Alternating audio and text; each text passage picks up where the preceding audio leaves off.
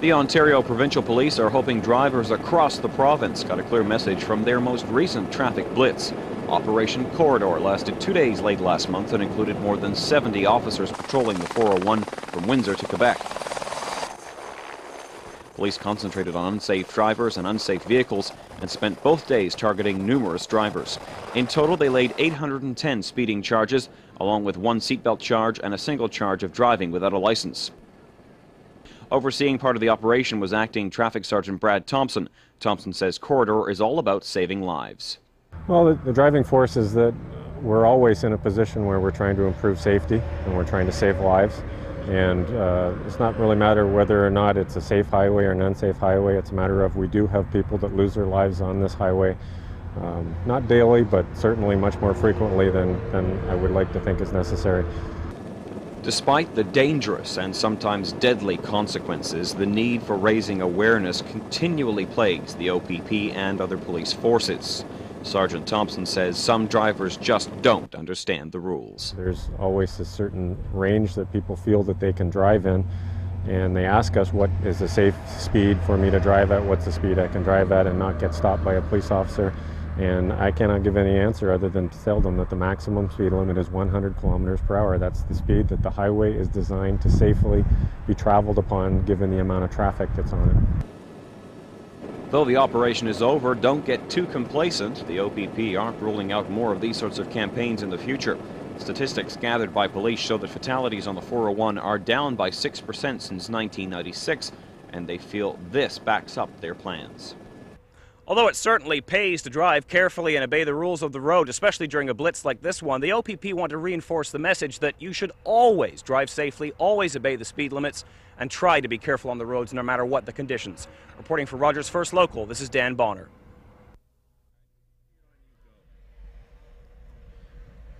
Quite often when the temperature plummets and snow starts to fall, you hear reports about stay inside and frostbite. But when Mother Nature offers up something like this, what better to do than go skiing?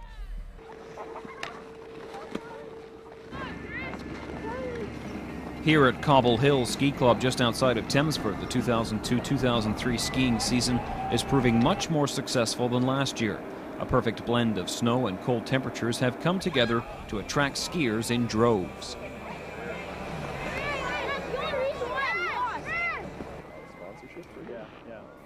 Mike Post is the program coordinator for Cobble Hills. He says so far the numbers are looking good. It's definitely been a lot colder, definitely been a lot more snowfall. We're already at 50 days in operation, so that's a lot more than we were at this stage last year by a long shot.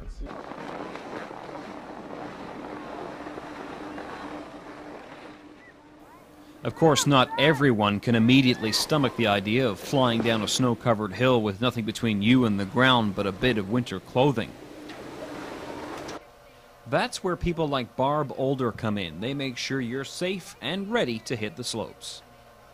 They have 4 stations they go through just to learn how to ski. The station 4 that I'm working at here is the kids have to show us that they can ski in control and turn and stop at a designated area before we send them off to the larger hills so that no one hurts themselves.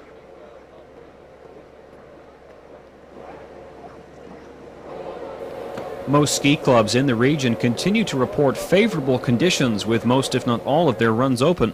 We caught up with one young skier who was just having a blast. Now, how long have you been skiing? Like today, a couple hours. This is your first time? No, I've been out longer. Like a few years ago, maybe. Do you find it scary at all going down the hill? No, it's sweet. What's the best part? What's the thrill? What's the deal? Why would you come out? Going down the hills, it's just fun exciting. You've still got lots of time to come on out and enjoy the conditions. Most ski clubs like this one tend to stay open until the end of March. Reporting from the Cobble Hill Ski Club just outside of Thamesford, this is Dan Bonner for First Local.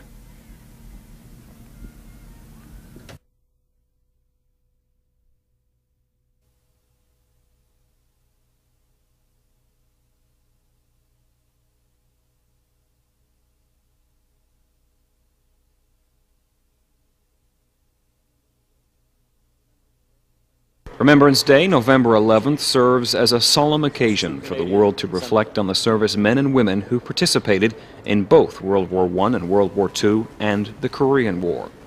82-year-old Bill Smith lives in Lucan, just north of London. He was a petty officer in the Royal Canadian Navy, and he's worked on several regional and national veterans committees. This November, Bill Smith will travel to the Lucan Cenotaph, which is unique in this area. Smith says when creating the cenotaph, they wanted to take an approach which would be different to those taken across the country.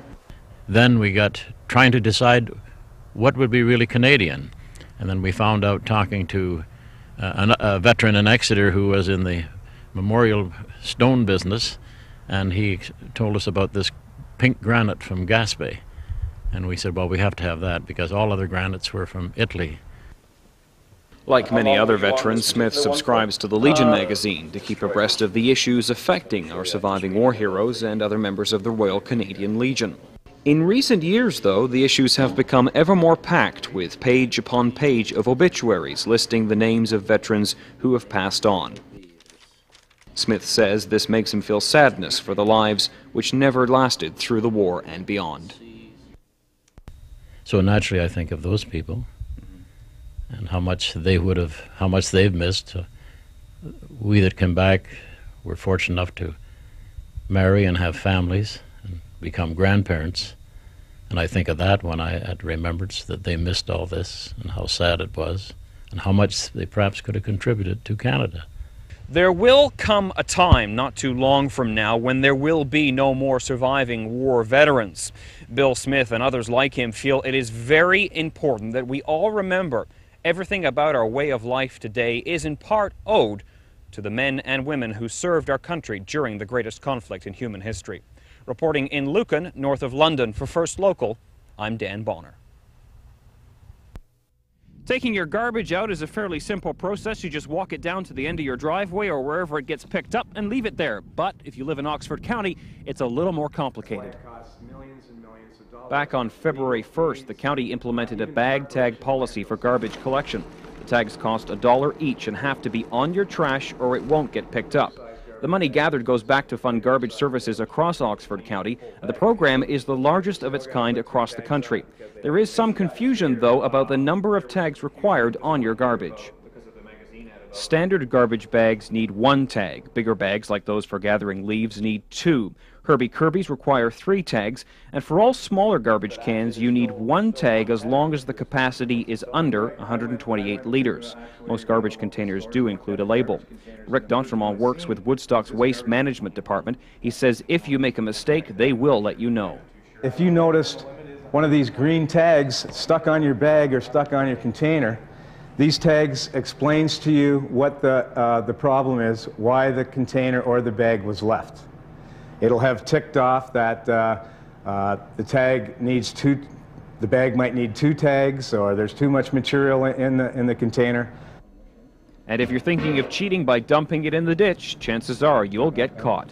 We've been in the program now 2 weeks, and we've had a few bags dumped, but we have a man that's out in the field now, and that's all he's doing is opening bags and trying to identify who owns the bags. And 95% of the time we've been successful in finding out a name, and those people will be prosecuted. Oxford County residents were introduced to the program with 20 free tags, and when you run out, you can buy more at most municipal offices and at numerous retail outlets. Although the tags may be a bit of a pain in the neck for some people, garbage collection officials in Oxford County wish to reinforce that the landfills in this part of the province are filling rapidly, and if we have the tags, we may be more responsible. Reporting in Woodstock for First Local, I'm Dan Bonner.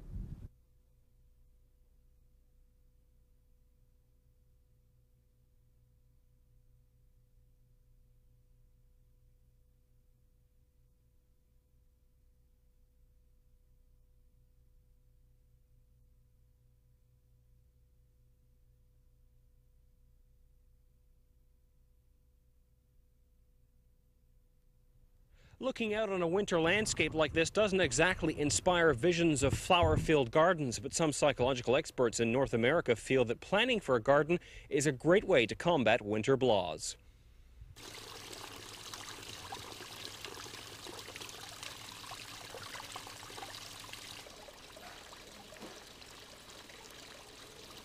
A recent article published by the North American Mental Health Association suggests that thinking of spring gardening is just one way to forget about the icy grip of winter. First Local put the theory to the test at Van Hork's Garden Centre in northwest London. It features just one of a handful of greenhouses in the city which stays open year-round. Van Hork's co-owner, Steve Tesk, says it provides some pleasant surroundings. We're open all winter long. We have lots of tropicals here. It's great to wander through. We have a lot of people come in on the weekends and just wander around. Like, it's 85 degrees in here right now. It's gorgeous. So it's like a tropical setting. It's great. Walking among the colorful plants and flowers and listening to the trickling of water all made it easy to forget about the frigid conditions outside. Tesk says although it's still a bit early, there are some steps you can take to get in the green thumb frame of mind. Really no plant selection for outdoors. It's basically just getting the ideas, getting it on paper, and just going through the legwork to get it started so you can, when the snow disappears, you can get out there and start your garden.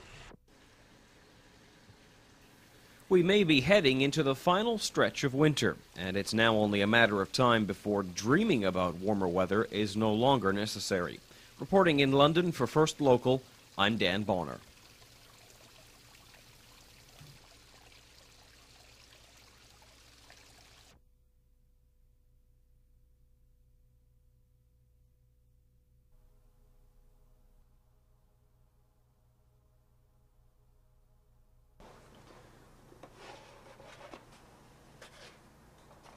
Building a plastic scale model kit.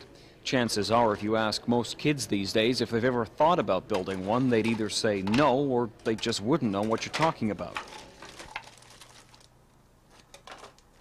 A recent North American study conducted by the U.S. Scale Modelers Association based in California found the hobby as a whole may be falling into the shadows. They found the appeal has hit a slump in recent years with an estimated drop in popularity of around 30%. The study looked at why the hobby ever caught on and cited its challenging nature as one of the key factors. Industry experts feel it provides a creative and therapeutic way to develop hand-eye coordination and to build a collectible which is more satisfying since you create it yourself. The U.S. Scale Modelers Association found most people who are avid modelers are 25 years of age and older, and those below 25 account for only 9% across North America.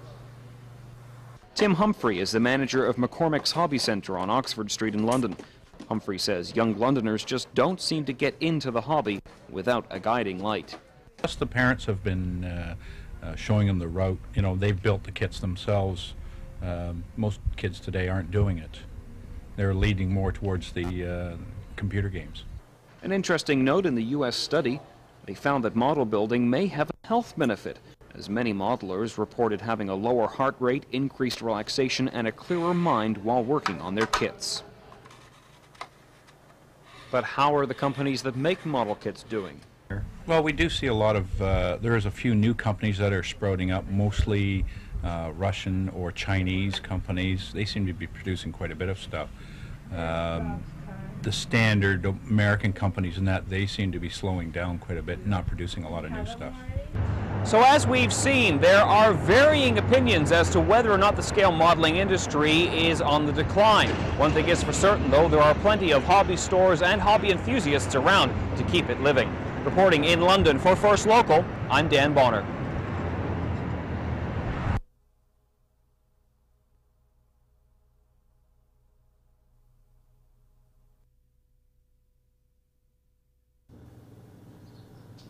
They're a nice way to decorate a room and a pleasant way to light up your house at night. But each year, candles account for 10% of all house fires in London.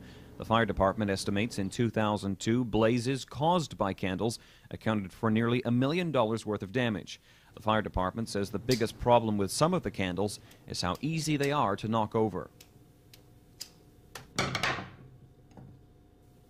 London's Chief of Fire Prevention, Steve Gay, says in cases like this, the results can be disastrous. Well, it depends, Dan, on the number of combustibles that you have in the room. But no, it's going to spread very, very quickly. Probably within 3 minutes, 4 minutes, the temperature in that room is going to be somewhere around 1,000 degrees, and most of that room is going to be on fire. Wow. Steve Gay says one of the biggest problems comes when people don't keep a close eye on their candles. He says leaving one unattended is the worst thing to do.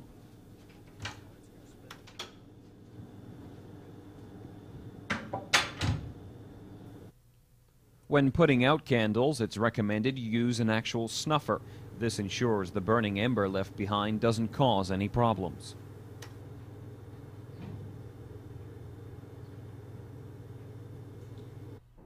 So if you're a bit of a candle fanatic, there's nothing wrong with that, just so long as when you light them up, you do so with due care and attention. Reporting in London for First Local, I'm Dan Bonner.